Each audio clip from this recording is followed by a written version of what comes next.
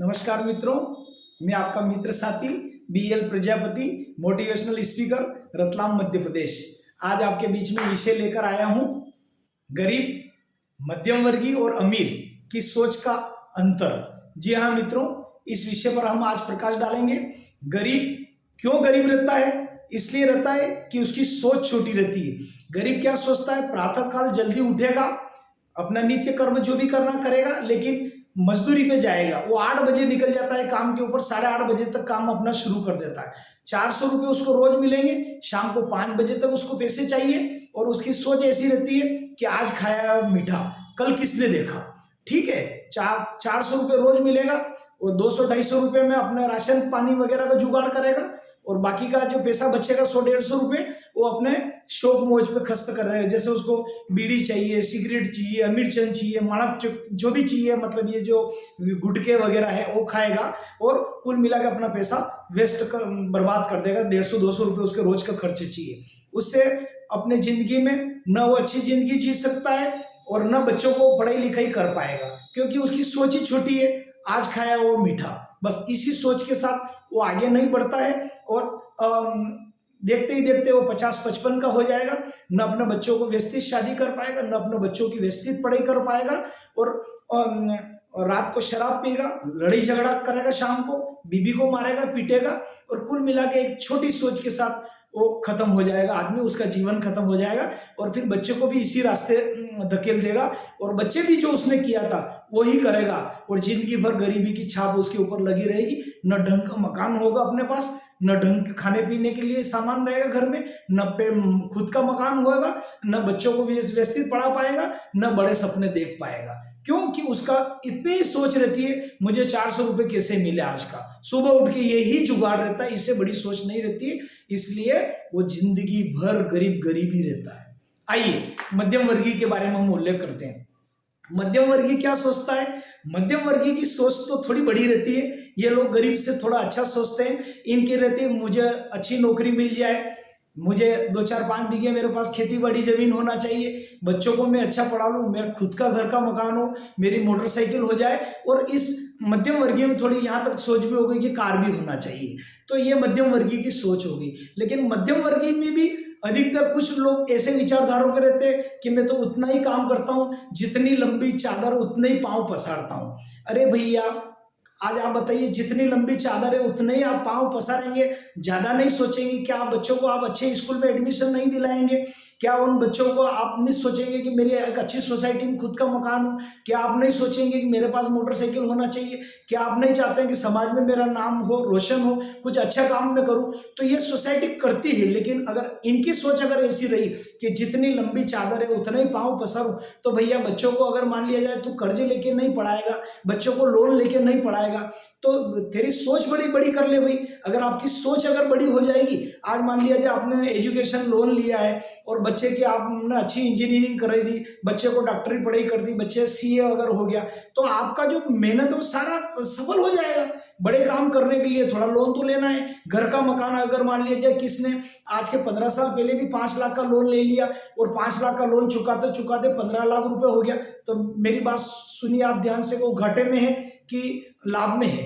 लाभ में है। क्योंकि अगर वो 5 लाख का लोन अगर 15 लाख रुपए में भी अगर उसने चुका दिया 20 साल में या 15 साल में, तो आज आप देखिए 3000 स्क्वायर फीट का रेट हो गया, तो 30 लाख रुपए में प्लाट आ रहा है। या एवरेज शहरी या ग्रामीण क्षेत्र में देख लीजिए, आपको 8 लाख 10 लाख रुपए से कहीं प्लाट नहीं मिल पा रहा है, और 10 लाख रुपए बनाने के तो 20 लाख रुपए औसत मकान का खर्चा हो गया है।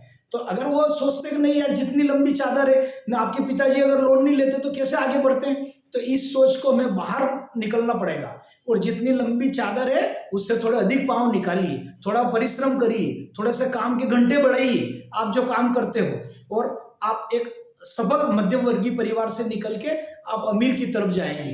तो इसमें वर्ग को आपको सोच बड़ी रखना है। खाली नौकरी हुई, बहुत सारे लोग मैंने देखे, अरे साहब हमको क्या करना, हमको तो गवर्नमेंट महीना हुआ कि मेरी 30 तारीख को 30,000 रुपये आ जाते हैं, 40,000 रुपये आ जाते हैं। भैया तेरी ये ऐसी ही सोच रहेगी तो बच्चे कैसे आगे बढ़ेंगे? आप बच्चों को आप बोलिए मेरे 30,000 रुपये की नौकरी में मैंने ये किया बेटा, तो अगर इस वर्ग का ये सोचेगा कि नहीं यार पापा की 30,000 थी तो बच्चे सोचेंगे मैं 1 लाख रुपए कैसे कमाऊं, मैं 1.5 लाख रुपए कैसे करूं, मैं छोटे से बड़ी दुकान कैसे डालूं, मैं पापा को कैसे वेल्थ सेटअप करूं। इस टाइप से आपको विचार रखना पड़ेगा।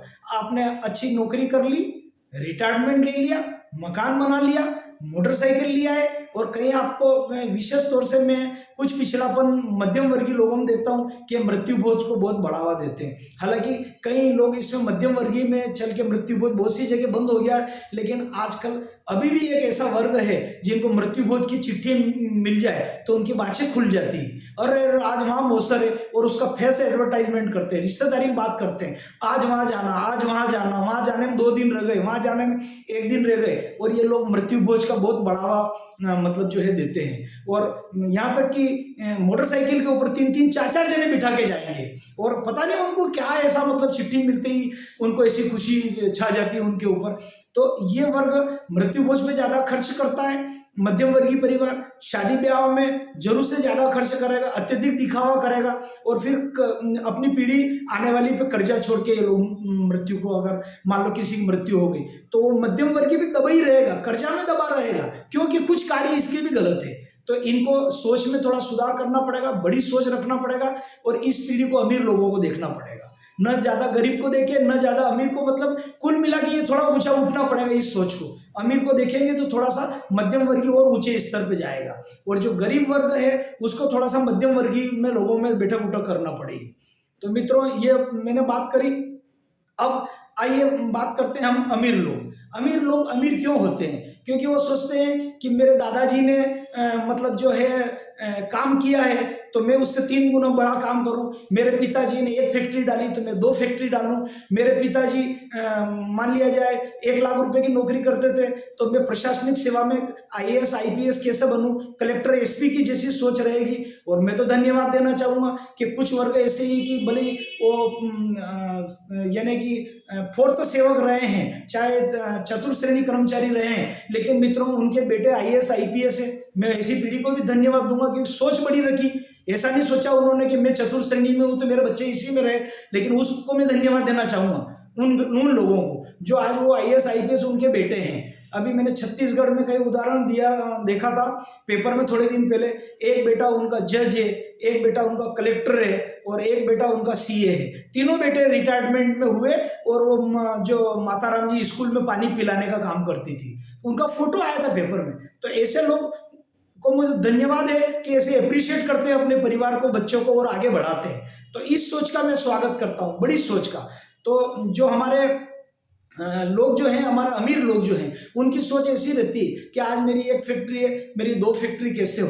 यदि एक परिवार में कोई CA तो कोई कोई तो परिवार में 4-4, 5-5 CA हो गए। जैसे हमारे रतलाम में एक उदाहरण है काकानी फैमिली, तो उनके परिवार में कंपटीशन लगा रहता CA की। 5-5, 6-6, 7-7 उनके परिवार में CA हो गए हैं। अग्रवाल परिवार में भी हैं, कुछ और भी फैमिलियां हैं। तो ये इस टाइप से बच्चों को अप्रिशिएट करते हैं, और होना भी चाहिए। तो अमीर लोग इसलिए अमीर होते हैं कि वो रहता है, उनका ये रहता है कि आज मैं ये कॉलोनी काट दूं, 10 बीघे जमीन खरीद लूं, 20 बीघे जमीन खरीद के वो कॉलोनी काट देते हैं। ये सोच है, क्योंकि उनके दादा परदादा उनकी सोच ऐसी बड़ी रही। तो अमीर अमीर ही रहता है, वो सोच में बड़ी रहती है। आज आप देखिए मोदी जी की सोच, भले वो चाय बेचते थे, लेकिन लोग कहते थे कि चाय बेचते बेचते PM बन गए। चाय नहीं बेचते थे भैया, उनकी जो स्वयं मोदी जी ने बताया कि मेरी मम्मी अड़ोस पड़ोस का, मेरी माता जी काम करती थी और घर का हम गुजारा चल के हमको पढ़ाया लिखाया।